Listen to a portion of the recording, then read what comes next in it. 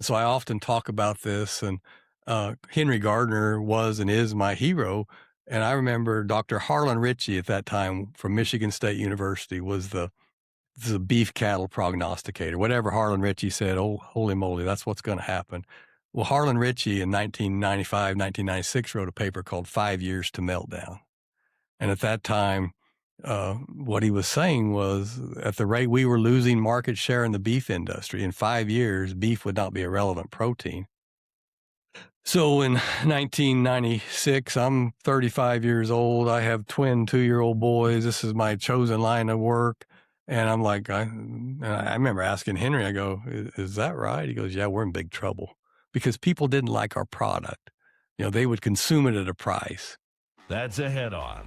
We Live It, the live ag podcast from seed stock bull sales built on generations of performance to commercial video auctions backed by real relationships to equipment auctions that keep operations moving forward.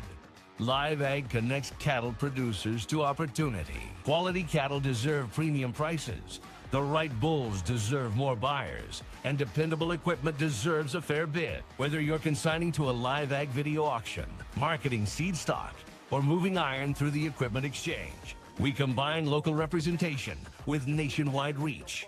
Connect with your Live Ag rep by scanning the code on your screen, or visit us online at live-ag.com. We are proud to be powered by Biozyme, the makers of VitaFirm and Gain Smart, value-added nutrition partners trusted by cattle producers across the country. Now, here are your hosts, deCordova and Casey Mabry. Welcome back to the We Live It podcast. Myself, deCordova, and co-host Casey Mabry. We are joined by Mark Gardiner out of Ashland, Kansas, with Gardiner Angus Genetics. I've known Mark for a long time. I first heard of him. Yeah, of course, your bulls and all that, but the horses he raises and the horses he rides. I don't know if you know this about him or not, but he's pretty good at back of a horse, a cutting horse. So him and my dad knew each other quite a bit there just by cutting. And I've known the family name a long time, but he can swing his leg over a pretty good horse, and he can stick on one of them's back pretty good. So the family connection has been there for a while.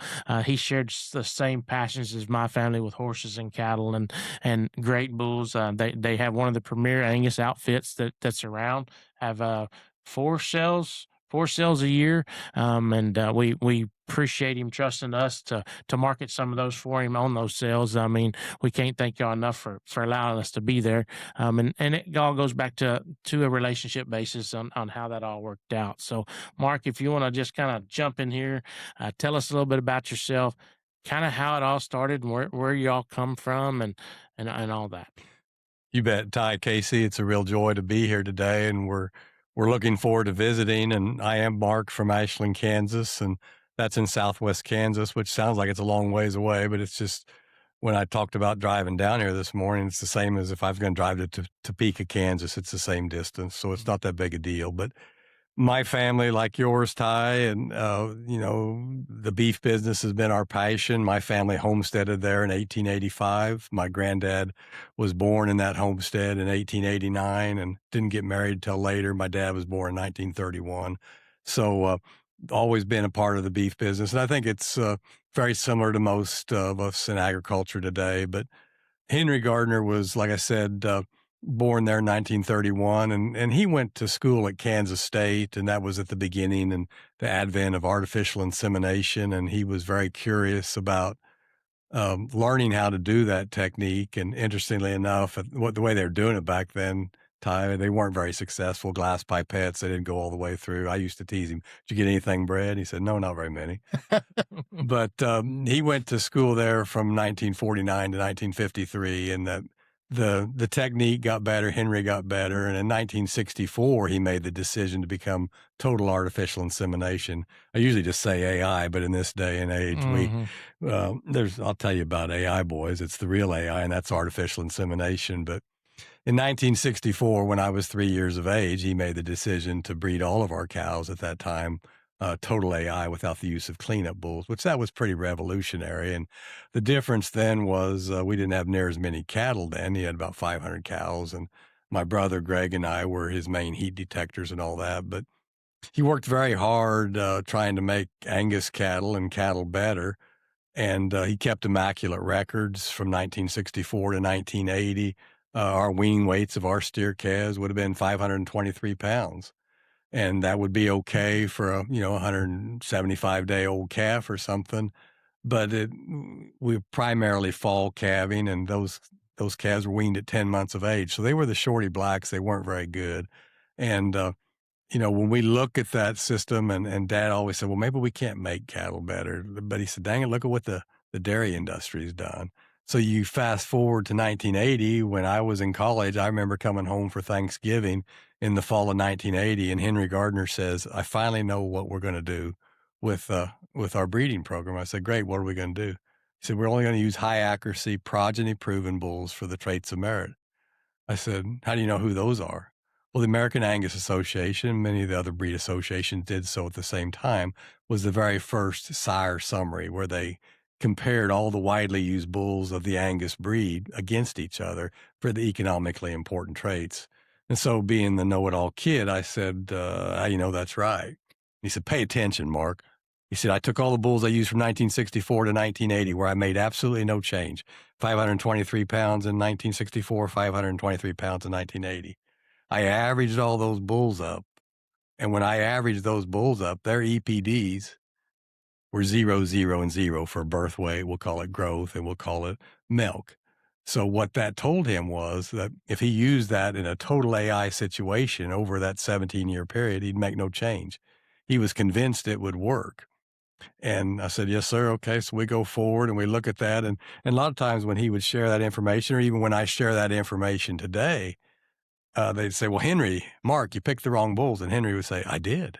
And he would say, but you probably did too. How did we pick those bulls?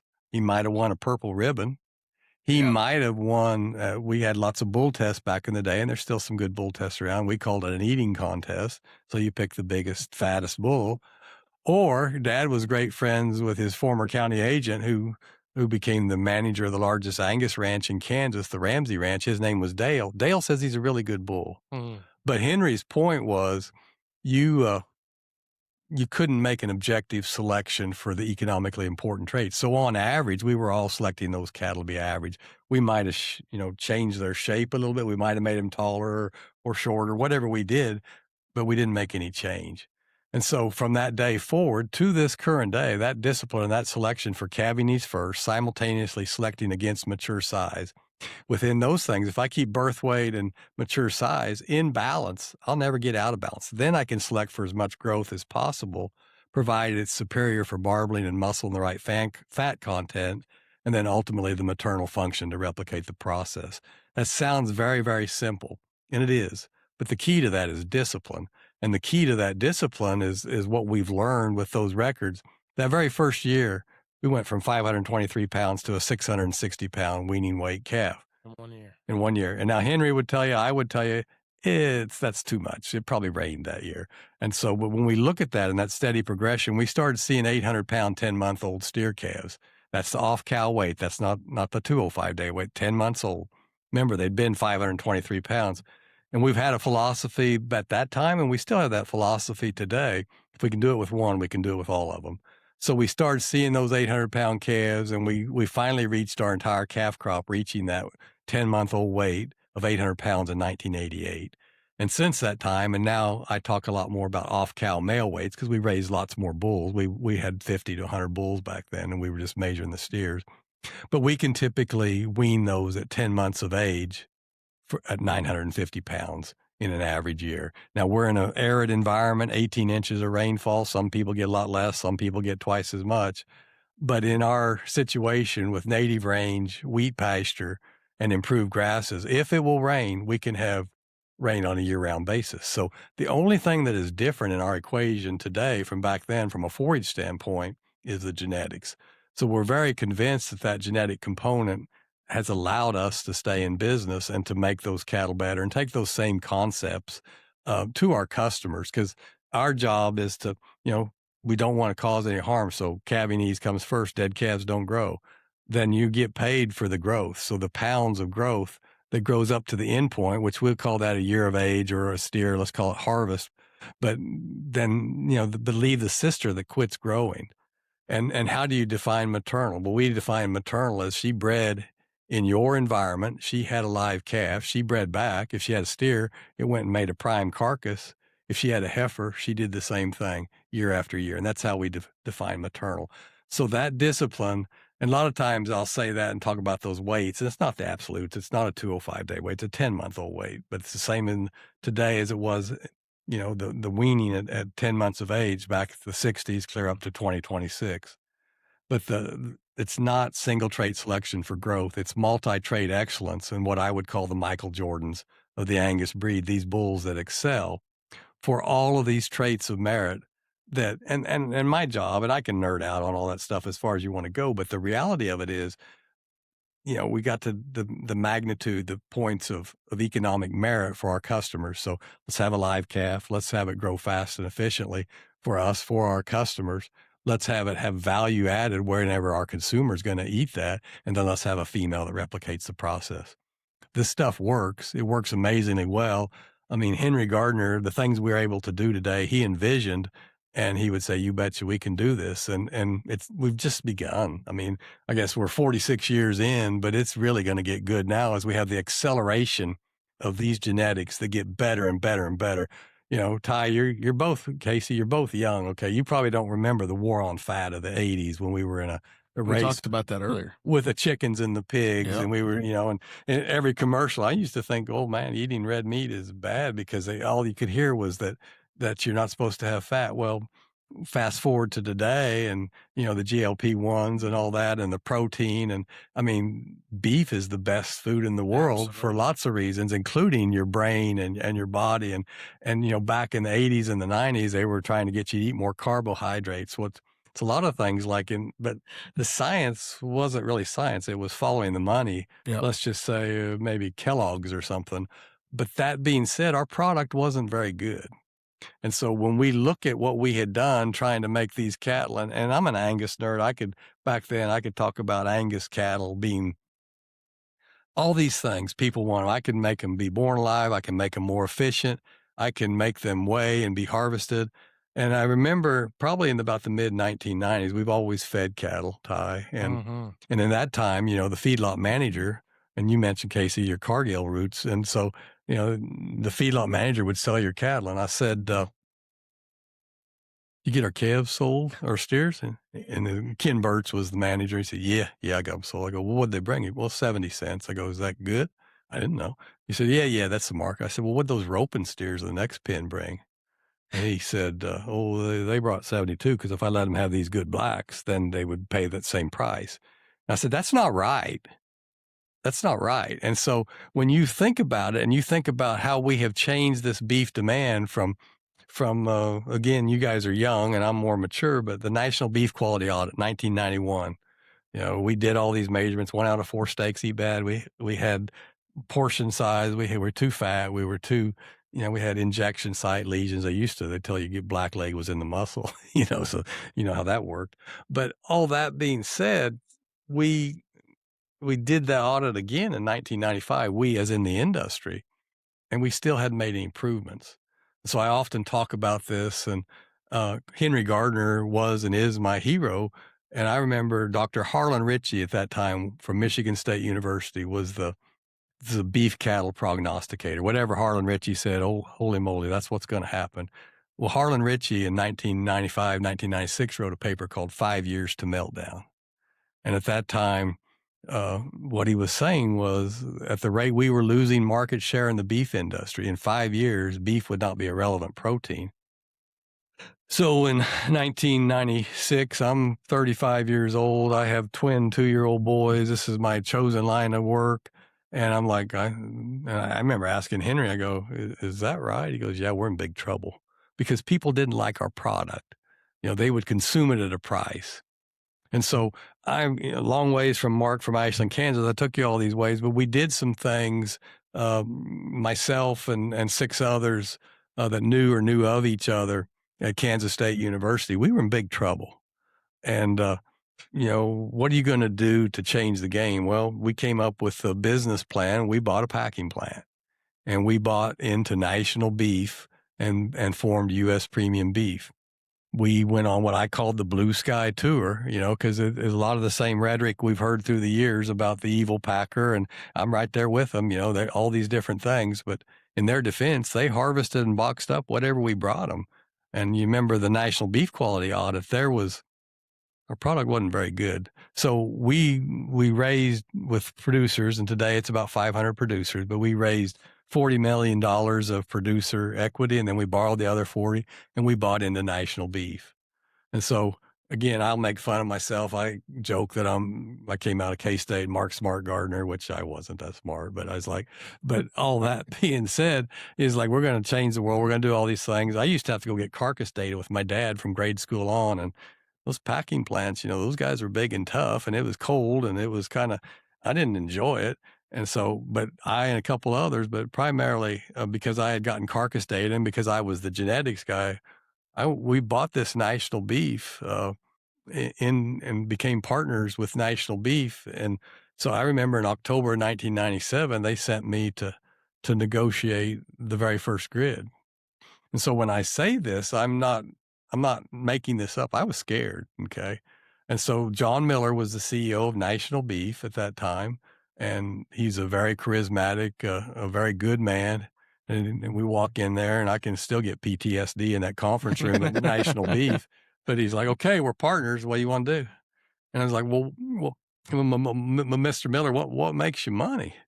And he said, well, that's easy. That's the high quality cattle. That's the prime, the certified Angus beef, the choice. So think about this. Again, I've pointed out that I'm an Angus guy. And so I always thought National Beef, I still think that today, they were the highest quality packer out there because they had an Angus heifer as their logo. What do you think in 1997 their percent choice was at that time? And it made me sick in my stomach. 1997, I'd say 52. You're being very kind. It was 47. I was going to 47%, and that's terrible. Yeah. Okay. I get it. And so, we talk and we this and that. I go, these producers aren't stupid. And if we got to design it to where we pull through the cattle that you want and the consumers want.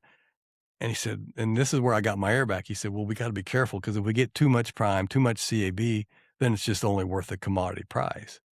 And that's where we kind of came back after a few hours and said, well, then we got to quit being meatheads and we have to build beef demand. So if you look back and you think about the history of certified Angus beef, started in 1978, Sam Elliott beef, it's what's for dinner. And I used to say, if you don't buy it, I won't have a job. Well, in 1976, we needed more choice cattle. What did we do? We just lowered the standards and, the good grade. I mean, it was all just that didn't change the quality. That just changed how it was labeled. They took the good grade and made that choice minus. Well, American Angus started certified Angus beef. My dad was actually on the board when they started that. And, for the next dozen years or so, there wasn't any premiums. And really until 1998, when we set that day in Dodge City, Kansas, and we designed a grid that, prime makes you more money. We've had the prime choice spread all those years, the 4-week wheeling weighted average, rolling average. And year in and year out, that's been 20 cents a pound or $20 a hundredweight. And then we put $3.50 a hundredweight in for each and every certified Angus beef, for 3.5 cents a pound for each and every pound. And then we had the choice select spread. We did all those things. And if you think back to that time period, remember I said, Ken, what'd you sell our steers for? Mm-hmm. And then the more average cattle, the roping steers, they brought the same price per pound. Well, now all of a sudden, and think about the beginning of time on cattle and how do we market cattle? And I'm not making fun of this, but, we're in Fort Worth. Okay, great. One of the best ways most people's lives was to take mismanaged cattle and upgrade those to average. So we'll pick on the Southeast. Let's buy some cheap cutter bulls from the Southeast. We'll castrate them and we'll get them healthy and we'll get them up to that average price.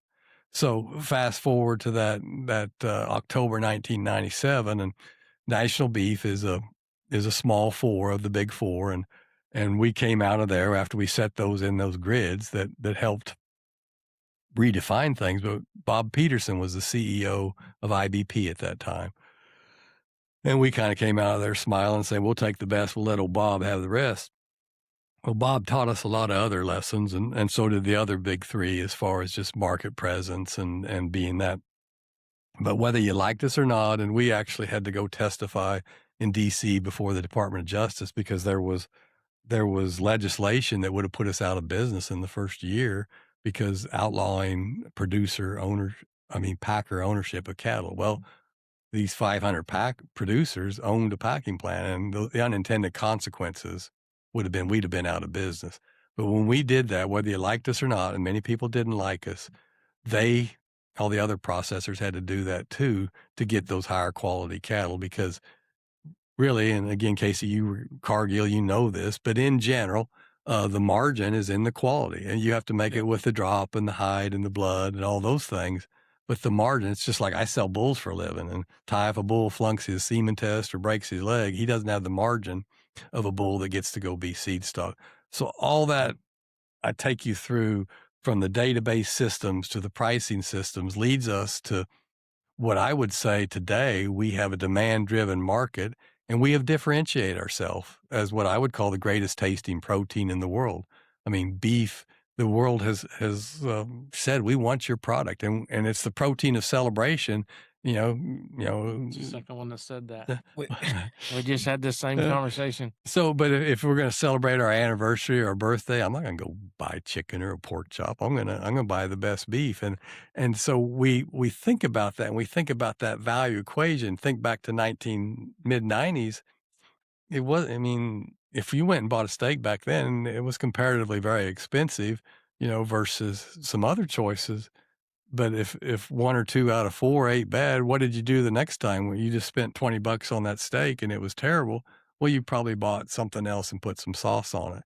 But today, people really want beef, and the world wants our product. And so when we look at that opportunity, we look at that demand, and I know the prices are a record high, and a lot of people want to talk about the supply side of that. But think about the demand side of it, why people buy that. And think about how actually we're still producing even lowest cow herd 60, 70 years. Well, we're still, because of genetics, management, nutrition, we're still producing the same amount of beef. And so that's exciting. So I've been doing all the talking, but that's I can get really pumped up about all this because you haven't seen anything yet, what we can do as an industry. And is it volatile? Is it up and down? Does Trump tweet stupid things and the market goes apart? Is there a fly south of us here? That's just life. I used to think about all these different challenges. We've had fires and things, and, fires, blizzards, tornadoes, whatever it is. And it's like, I have a friend, his name's Rex McCloy. He says, normal is a setting on the dryer. And the rest of it. I like that. The rest of it's just life. When it comes to selling cattle, performance matters. That's why Biozyme Incorporated and Live Ag have partnered to bring more value to beef producers across the country. Cattle-fed VitaFerm and GainSmart products are backed by proven nutrition programs designed to support reproductive efficiency, feed efficiency, and overall herd performance. And now, through Live Ag's nationwide video auction platform, those nutrition-backed cattle are positioned in front of buyers who recognize the value of a documented premium feeding program. This partnership connects what happens in your pasture with what happens at sale time. Better nutrition, better documentation, increased market exposure. Talk to your Biozyme or your Live Ag rep, or visit your local dealer to learn how VitaFerm and GainSmart, paired with Live Ag marketing, can help your cattle stand out when it matters most.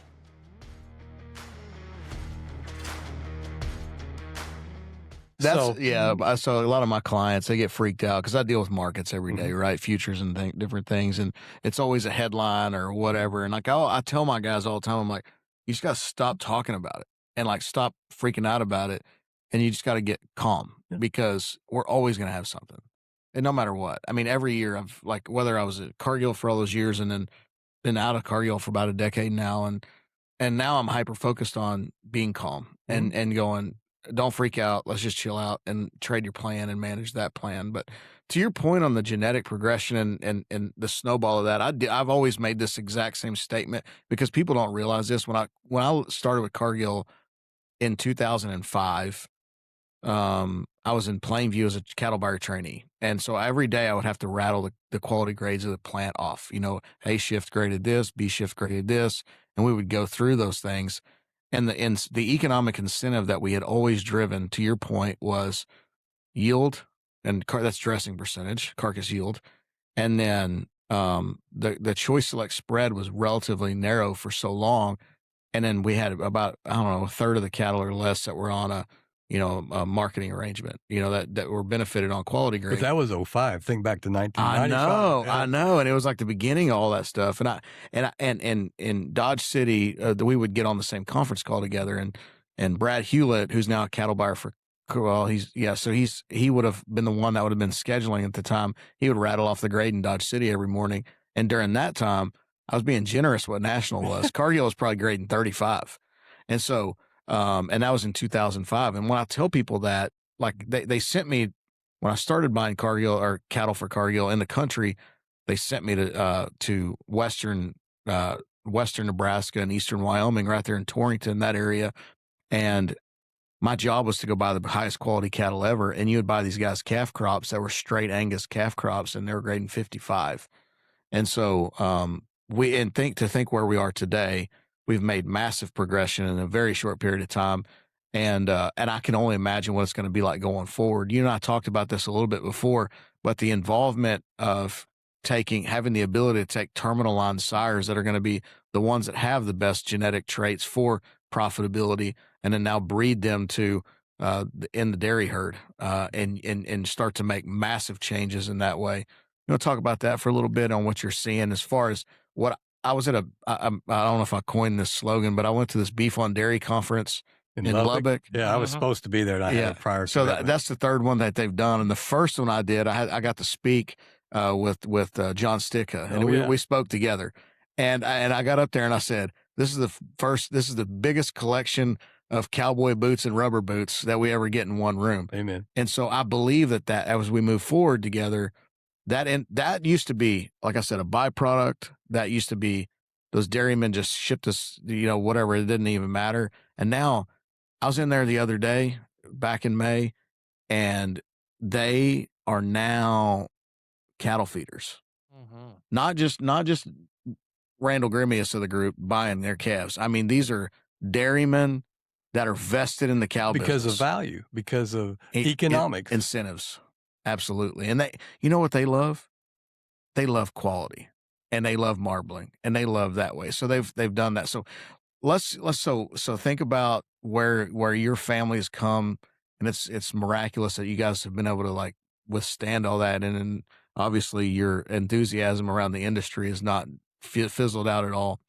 What do you see going forward? Well, like we said, the setting on the dryer and normal, it'll be bumpy. It's always been bumpy. But I'll just use Ashland, Kansas for an example. And I would suggest that no time in my life, I graduated high school in 1979. I came home from college in 1983, and my class had 35 kids in it. And there's 2 or 3 of us from that class that are still there. But no time in my life have more young people come home to that community, which is strictly agriculture, which is basically 90% beef production. And they've come home as school teachers. They've come home as nurses, as bankers, as veterinarians, as cattlemen. Because, one of the things that we often think about, and, the tradition and the heritage, there's never been much margin to any. And, and I was lucky enough to be born in a family, and we're still trying to pay for the ranch like everybody else's families. But where I had that opportunity, not everybody had that. But because as we've seen value-driven markets expand the opportunity, we have more young people back in our community. Half of my boys' class, and both of my boys, or all 3 of my boys, are back home now. The majority of their class, and their class would have been smaller than mine, but majority of them have come back to do all those things. But I think when you have value, again, you guys are young. When I got out of college, it was a sin to borrow money. Why was it a sin to borrow money? Because it was 18 to 20% to borrow that money.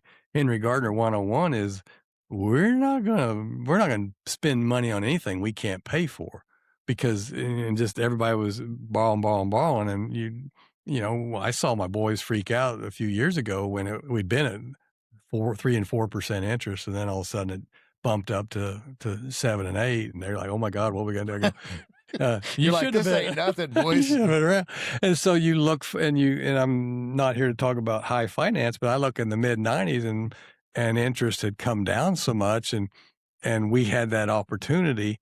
And I mean, I said, "Dad, I thought we weren't supposed to borrow money." Well, now we can use that equity to grow the business, because at that time it was 8 or 9% there, maybe 10, but it sure wasn't 20. So all those things, and it's kind of just like the economic. I mean, it's no different than any business. If the business can operate and can make a profit, then they can grow the pie. And I think I like to look at the beef business. Everybody talks about getting diluted. Well, grow the pie, make it accretive. When you grow that business and you have that value, and, think back to COVID, and our prices will go down again.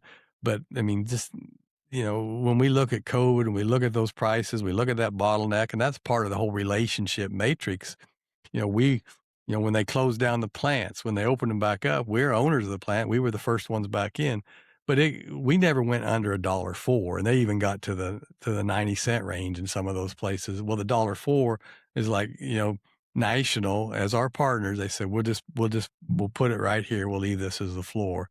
And so all that working together, and to having the market access, to having that information, but then, and there was so much strife about, the margins of the packers. Well, the margins, they had the same issues we did, because they couldn't get the cattle. The people were sick. Yeah, it was per head, and there was less head. Yeah. Right. Yeah. And they couldn't even, it was a bottleneck. So the beef on the other side was high priced, but they couldn't get it there. So all that being said, when you look at where we have come since then, and primarily with the better product, think back to 1995, 5 years to meltdown. People didn't like our product. To when you talk about John Stitka and Certified Angus Beef, going on 10 years now, they've sold over 1 billion, 200, 300 million pounds. I keep giving John a hard time. When are you going to get to 2 billion? Quit messing around. Yeah. Well, part of that's on us, because we got to build more supply. And probably one of your next questions is going to be, well, when is enough quality enough? Well, we're 10 to 12% prime today. If I get a 10 or 12% on my math test, I failed. Yeah. And so I can get better, and we will. And we don't even come. I mean, I keep charts on all this, and we have customers in our home raised cattle consistently 75 to 85% prime, but we've raised our prime of all of our customers that we keep charts on up to 40% today.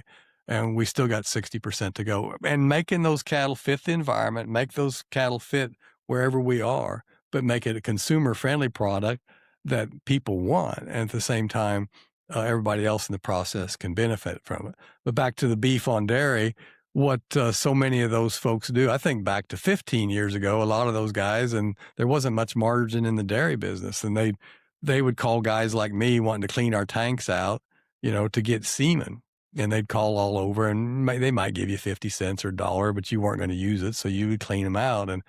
And I would like to think that 15 years ago our bulls were quite a bit above average, but at the same time, not everybody.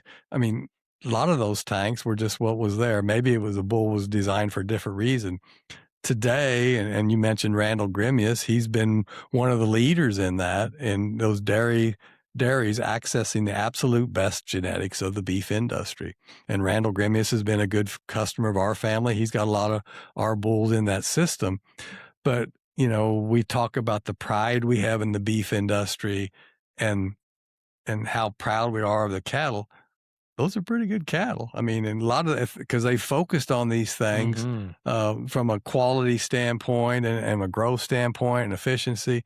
Those are pretty good cattle. So I would say the beef on dairy, it's totally changed the artificial insemination world, where a lot of those big dairies have owned those sires, and they've made the marketplace very, very competitive on a price basis for using that AI semen. We all know the select sires, the ABSs and STs and all that, but they've driven that price way down, so the margin is much lower, but they've done that with the very best genetics in the business. And what they all want to do is access those absolute, and they're using the Michael Jordans of the Angus breed also. They might have a little different philosophy than I do. They'll go after more growth than I would and not worry about stature and even carcass weight to a point. But all that being said, that's opportunity. And I would say with this, smaller cow herd due to drought and economics, it's filled in some cracks there, and those are good cattle. No, I think back, the last beginning, I don't know if it's the end of the last cycle or the beginning of the cycle. It was right at 10 years ago. And I was still in Wichita, and I was managing part of the cattle procurement team there, and I was over all the grids and things like that. And did you work with Hal Sankey? He was my boss for a while. Okay. I was going to ask you that after this deal was over with. Hal's a great mentor of mine. I still talk to Hal quite a bit. He's a good one. Yeah. I'm going to text him when we get off here. But whenever I was there, so I got to work on the pricing desk with Hal for a couple of years, and then I went with Bill Thoney on that procurement team there. And I remember we were killing Holstein steers, and we were killing a lot of them at Dodge City, and we were having massive problems with different things, liver abscesses, carcass length, etc. And we decided as a company not to kill them anymore. And so we pushed all the Holsteins back. And then, a year or two later, we start getting some, interest from some different players out there, and have been like some Sim Angus type deals on, there were semen companies wanting to know, hey, would you guys look at, what are these things worth? And we started kind of dialing through that. And I remember them telling me they had 3,000 cows bred. And I said, when you get to 100,000, we'll do a fab test. And we just needed like critical supply. At that time, we didn't need the numbers then. I mean, at this time, we're like, appetite's full. We don't need any cattle. I don't care. To where we are today. And there's so many of these things. And not only is it changed to where now they're making genetic decisions to breed to those and making these incredible animals that is here to stay forever. And what I've said to different people and different groups is the one thing that's changed from our industry standpoint is where they're less impacted by weather. And so they control the weather. They're controlled. So they're drought resistant is what I was. So we've added this drought resistant component to the cattle industry that we've done there. The other interesting thing is if you raised the best Angus bull at that time in the breed, that bull's purpose was to come back and raise the next Angus bull in the breed, because you wouldn't breed it for anything that was going to go to food consumption, really, right? It's not like you were taking that bull and taking that bull and AIing it to or selling that bull, and he goes and covers 40 cows or whatever it is during that time period. Now you get to take the best Angus bull in the breed at that time. Whoever decides, y'all can all arm wrestle and say who's got the best one. You might take the best 12 and then take that semen and breed it to 100,000 dairy cows to make 100,000 calves that are going to go into the beef supply chain. And so we're making the absolute best genetic decision that's going to go into food consumption. And like I've said, in my opinion, that all that needs to be isolated out and marketed in its own package, because it doesn't need to be in the mix. And you're exactly right, Casey, as far as what was being done back then, and especially that you talked about the Holsteins and all those issues, and of course our affiliation with U.S. Premium Beef and National is like, and so I'm on the U.S. Premium Beef board still, and National, we'd talk about, well, we don't take them. And then, a few years ago when beef on dairy, well, we don't take them. It's like, you may not be taking them, but you're getting them. Yeah. But then all of a sudden the tune changed, because they didn't want those Holsteins. They didn't want that. And you think back, and yes, our Angus bulls were not good enough in 1995, 1996, and really from 2005. I used to argue with Henry Gardiner all the time. Why are we getting carcass data? Nobody pays us for this. And he'd say, Mark, we're no better than the worst bull we sell. We got to know the truth. And they used to make fun of my dad. He'd go into the plants and we'd get the carcass data. He sold them grade and yield. Henry, that's just grade and steel. Well, he said, we got to know what that is. And so you look at that, and you look at that progression, and you look at the opportunity. Let's just say 2005, when you were at Cargill, what the best bull of the Angus breed then, there was hardly a bull that was over 1 for marbling for Angus. And then by 2012, a bull 73-72. His name was Momentum, so he's a home raised bull. He was the first bull in our family that went over 1 for marbling and ribeye. And so, but I talk a lot about Michael Jordan because yes, he could dunk it, but he could play defense. He could shoot the jump shot. It's multi-trade excellence. Right. So I talk about multi-trade, and we can have all these things. And I said the dairy guys might have a little different selection than us because they can ram full speed ahead. They don't care how big they get. To a point, they'll get to dragging again and they'll have an issue. But one of those guys came to me and he spent time with me. Why do you care so much about marbling? Well, I've got charts since 2017 today on 30,000 head of cattle that we've fed through U.S. Premium Beef. And those cattle have averaged $165 a head above the base price. Now, I'm not saying that's profit, but that a lot of times that margin makes the difference between being profit and not. But they would say, and I would say, why do you care about unmitigated growth? Well, their grids were different, but those have narrowed more towards quality and yield. You said it very well. Yield is dressing percent. I remember being in the boardroom with all these cattle feeders and such. By God, yield doesn't matter. By God, yield does. They're about to having fist fights. And I'm just the nerdy seed stock guy that went to college. I go to Steve Hunt, who was our CEO. Aren't they just arguing about dressing percent? Yes. And that's what yield is. But most of these grids have a base yield. Ours is 63.5. And so if you're at 63%, you got to make up all those pounds before you get the premiums. And I'm telling Noah how to build the ark. You know all that. But a lot of our listeners may not. But all those things coming together, that's what's so cool because, I grew up hearing everybody say good cattle or good cattle. Well, on average, we're going to be average for most of these traits unless we make the disciplined decision to make directional changes in a way that helps our ranch on the ranch and at the same time helps the processor get what the consumer wants and everybody be profitable. And that's good stuff. Yeah. So how long before you name a bull Michael Jordan? I mean, you're going to hold that one. You're going to hold that one for the next. Do you have the Michael Jordan right now? No. You don't? Oh. I've always wanted Ty to name a bull Nirvana. Huh? But the thing about Nirvana, when you think about reaching that utopian state, we're never going to get there. So I can't ever do that. Okay. But I'm going to keep trying. Yeah. And so I don't know if Mike would like that or not, but I think somehow he has never talked to me, but I think being called the Michael Jordan of the Angus breed is a pretty good thing. He'll probably call you that. Yeah. Well, then you'd have to come out with my MJ2. MJ2. Yeah, there you go. Yeah, no, it's fun and it's but you look at the opportunity of what we've been able to do, what I would call in a quick 46 years with these database systems. And we copied all that after the dairy industry. Yeah. Remember 1964, 1980, 523 pounds, no change. Well, that BLUP procedure, the best linear unbiased prediction, that the dairy industry, we didn't get that till the fall of 1980. And so since that time, and sometimes you got to walk before you can run. So we go all through the 80s. We made them a little more fish, a little more growth in the Angus breed, and the other breeds did what they needed to do. But you mentioned, the mid 90s, how bad the quality was. Well, we were on the war on fat. We were trying to be chickens and pigs. Instead of taking our ruminant animal, taking cellulose, turn it into the world's greatest tasting protein, we forgot the basics of why do people eat beef?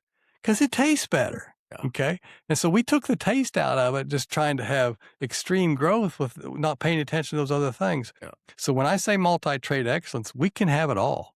We have to be disciplined. There's always trade-offs. We'll always, let's say I did name one Michael Jordan. Well, maybe for the market or for the industry or the consumer, something changes. And that's why I can't name it Nirvana, or maybe I just call him Mike or whatever, but we'll always make those adjustments to do what we need to do. Mm-hmm. But that's the power of information. When you were working in that group in Wichita, Kansas, you may not have shared the information with the producers, but you knew what you had. And you were talking about those quality, and they sent you up north to get those best quality cattle. Mm-hmm. And even those people, I would think today, is like, 55%, that's not very good. Well, people forget, our memory's short. Oh, yeah. And it's like going, but where we are today, let's just say it's 88% today on a quality grade. And I'd say, you talk about John Sticka, he's my friend. It's like, hey, John, CAB ain't good enough. Let's go for prime. Let's differentiate CAB prime. Yeah. And I said, the tough thing for that as an Angus breeder is because the processors, and you were one of them, they already were getting all there was to get for prime. So I go, we've got to prove how much better CAB prime is than generic prime. And we will. No, I've said that here recently where I'm like ultra prime, like because what's the deal? If we stop at where we're at, which we're not stopping at where we're at, now we got to differentiate the next level, because I've always believed this: humans, we're all about, just acceleration, right? If you drive a Lariat Ford, you want a King Ranch the next time. If you get King Ranch, now you need an Ultimate, right? Everything's about escalation, And so if you're eating, I used to be satisfied with choice, and then when I worked at Cargill, and then we'd get some CAB ribeyes, and once you have the ability to eat prime. The best thing in the world today, in my opinion, is that we have the ability to buy prime everywhere when the consumer's got access to it, and once they eat it and they love it, they don't want to go back. But you know where we got there? A lot of that was because the prime went on the market through COVID and people rediscovered beef. And, maybe we sold that at a lesser price at that time, but all of a sudden we got beef eating addicts. My dad made the statement in 1998 that in the near future, we would be having prime carcasses at the rate we were having, CAB at the time. That has come true. And he said, when that happens, he was right. Vegetarians are going to be becoming beef eating addicts. And they'd be like compensatory gain, right? Yeah. Oh, yeah. You're like, what have I been missing for the last 30 years? That's pretty good stuff. And I think that's what's so exciting, is that opportunity. And we have the information, we have the cattle, we have the science to do that. And so I think about, that fall of 1980, using those very best bulls of the breed at that time. And like begets like. It's the best bulls of today. I mean, back then I said, if we even found them, we were lucky and it was an accident. Today, it's not an accident. Yeah. It's by design. Yeah. Well, so what do you got coming up? When's your next sale? Is this fall? We have 4 sales a year, like you said, Ty, but September 28th will be our fall production sale. And we are excited to have that. And we typically we'll sell 450 bulls and about 700 bred commercial females, and then about 125 bred registered females. And then we have a customer sale in November, all by video, and then we have a January, April, and a May sale. What's the customer sale? We call that the profit proven. That's what I'm thinking. And we've done that going on 20 years now, and that's most of those customers. Well, frankly, all of them have been the longest running customers. First bought their bulls 60 years ago from us, but most of them have been with us for decades, and they all, just like we do on our cattle. And today, that's back to the data. We can genomically test and get genetic predictions on commercial cattle, and they have made the investment to do that. And those cattle are some of the very best commercial cattle that I know of, and they all have genetic predictions for the same traits I do. And that's that differentiates that value for them, because, we all like cattle of a certain phenotype and a certain type and kind. But that's, I've always said, if genetic predictions are good for me, why wouldn't they be good for my customers? Well, today they have access to that too. And that's exciting. Good deal. Well, anything else we need to touch on? I appreciate you coming on here, man. I can sit here and listen all day long. It's been just amazing conversation. I love the information and where y'all were and where you have come from and where you are now. Just the change in the industry and how y'all helped the industry grow and the different things y'all did as a family for the industry. So, well, I appreciate that, Ty. And I always say it's not me, it's we. And I think about, you think about, okay, Live AG, and they've helped us ever since you started. We've had you in our sales. Absolutely. And that, and I'm the guy that when I was in school, they were trying to teach you how to program a computer. And my friends say, yeah, you don't want to do that. Someday you're going to be able to just push and touch and whatever. And talk to it. That came true.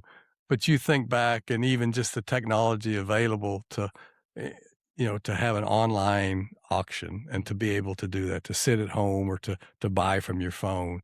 I mean, we live in a fast-paced world, but we live in a wonderful world. And what all of you have done to make beef better is exciting. And we say thank you to you. So appreciate you. Thank you for coming on. Absolutely. Thank you. Good luck tomorrow.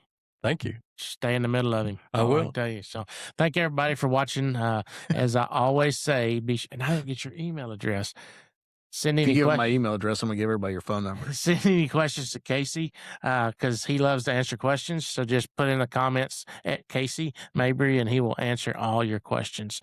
Thank y'all for watching. Don't forget to hit subscribe and like. It's GardinerAngus.com. Is that where you find it? GardinerAngus.com, or you can look all the sales up on Live Ag, also at live-ag.com. We'll have all the sale dates listed on there as well. So tune in and watch and get you several females and several bulls. They have a great product. So once again, thanks for watching. Hit subscribe and like. And as always, God bless.